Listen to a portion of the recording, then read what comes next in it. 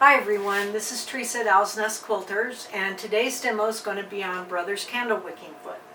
Okay, so today I'm going to demonstrate one of my favorite little techniques called a braided chain. I learned to do this years ago, and it's really effective if you want a row of stitching that's a little beefier than just your decorative stitches or something along those lines. What makes this really fun is you can use heavy threads, cords, yarns, decorative strands, whatever you want to do. I'm also going to feature today a foot called, it's a very little known foot called a candlewicking foot, but it's perfect for this technique. And the reason it's so perfect is if you look at this little foot, there are two features that make it really nice. It's got an open toe design, so you can actually see where you're going.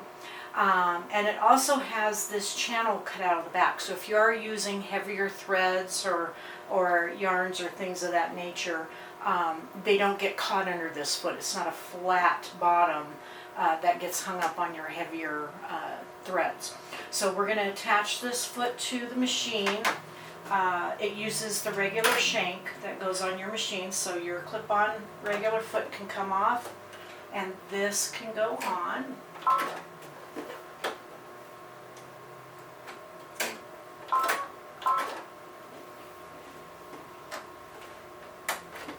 Alright, so we've got that seated on the machine. So to do this example, a lot of times where I use this will be if I want to add some texture, if I'm appliquing flowers and I want the stems to kind of stand out a little bit more, you can use some heavier decorative threads to do that with.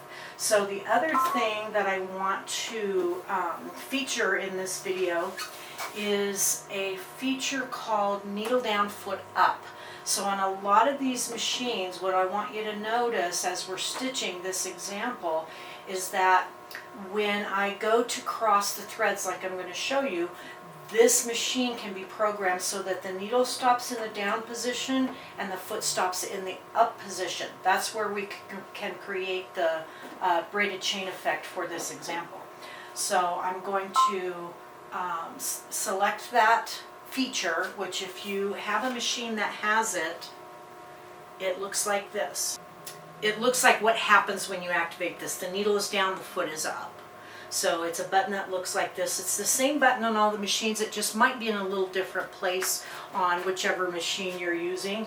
So if you have a Dream Machine or a Luminaire or like the Essence or any of the other machines that have it, just look for it in a different place.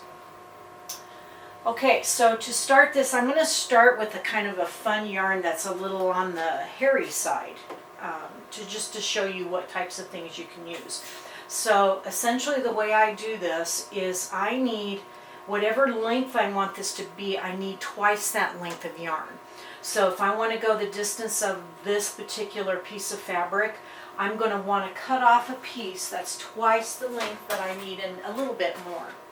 So I'm going to start by doing this much here. Now this requires a simple straight stitch. You can change the length if you want, but depending on the yarn you may not even notice it. So on this example we're going to plant our needle and make sure the foot is up to get this started. So all I do is take the yarn I'm using and I wrap it around. It goes around the back of the needle behind the foot and it comes out in the front. This is where as this gets stitched down, the cording coming out the back won't get caught because of that channel I showed you on the front of the foot. So to get started, we're going to lower the foot and we're going to cross the thread. So we're just going to cross the thread like this. Keep it under the little toes of the foot. So when you cross, all you do at the beginning is take a stitch.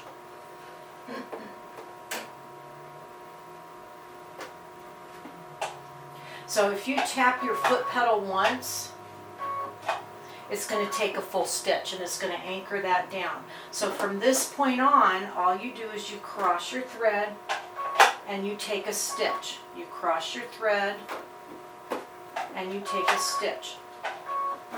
So as you get going, you get a little faster at it as you go. And the other thing you can also do, if you want to go a little quicker, you can take 2 stitches and then cross the thread. This will give you the look of a longer stitch.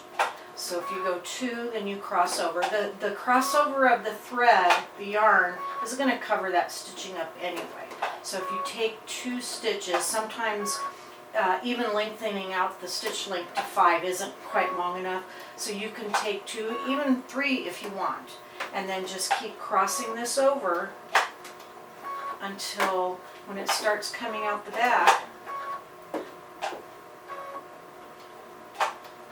you're going to see a really fun, what looks like a very special decorative stitch, but with this really fun eyelash yarn, it has a whole new texture to it that you can't get with any kind of a decorative stitch. So this is really fun. You can do, if you're doing floral applique, this can be the stems to your flowers. It can just be, it works really great for all different kinds of things. Or it can just be strands of decorative thread for a quilt block if you want to add some texture to a quilt block. So you can see how this just twists back and forth. Takes a little bit of time, but it's totally worth it in the end.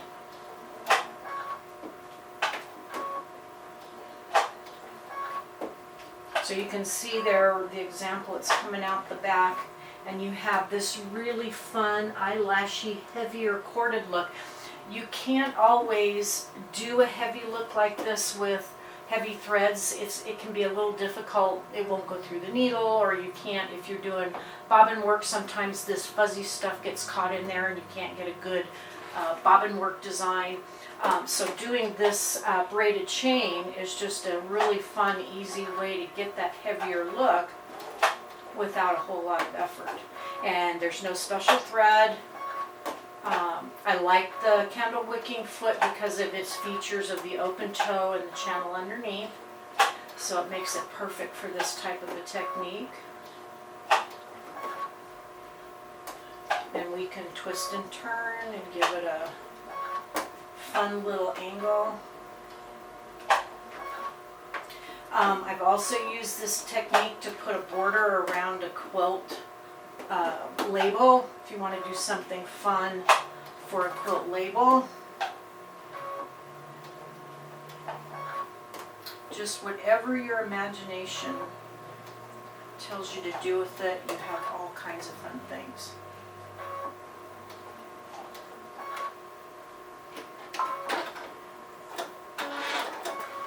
So there's our first example of our braided chain.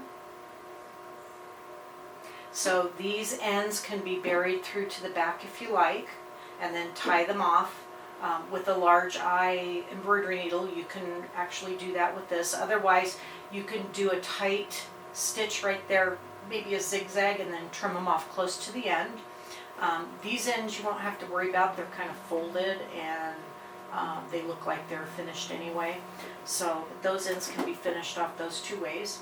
I'm also going to show you a different look with a different yarn. This is actually a chenille. So this is kind of, it's a little different than this yarn in that it's puffier, kind of more fluffy. So I'm going to demonstrate. Plant your needle. Then let's go around from the back of the foot up to the front, and then we'll take our stitches. Only if we leave them where they belong. There we go. Then, of course, you're back to the crossing.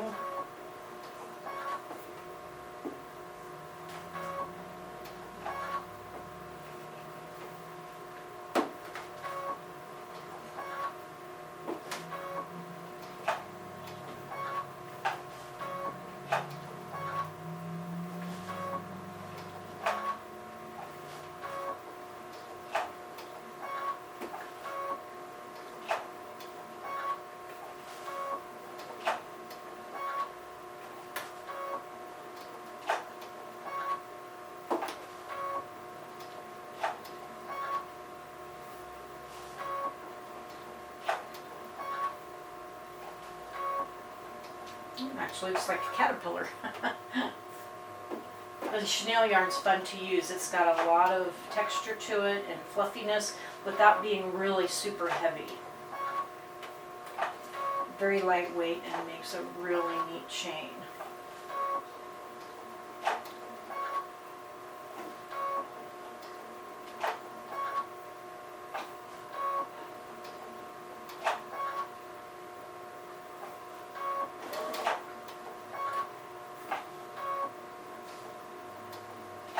Taking a few more stitches here and I'll show you what the difference is.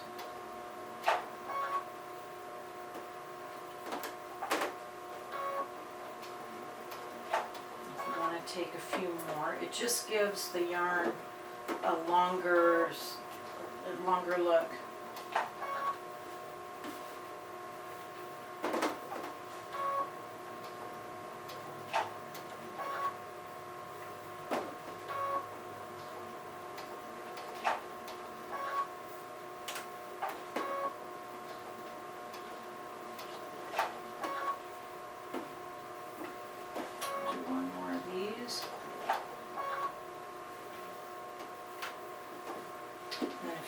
Link it off here. If you don't feel like your yarn is going to be able to be put through your fabric to the back, you can just do a few locking stitches here. You have a locking stitch feature on your machine.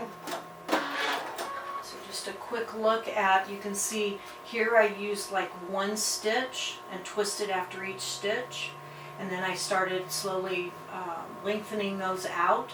And as I do, you can see the yarn just gets a longer length to it. Very cool look either way. So whatever suits the purpose of what you're doing, this is also another fun way to, technically it's a couching technique. I call it the braided chain. If you'd like to know more about any of the fantastic feet that we demo, please feel free to stop by Owl's Nest Quilters for a more detailed demo. Owl's Nest Quilters, because you love to create.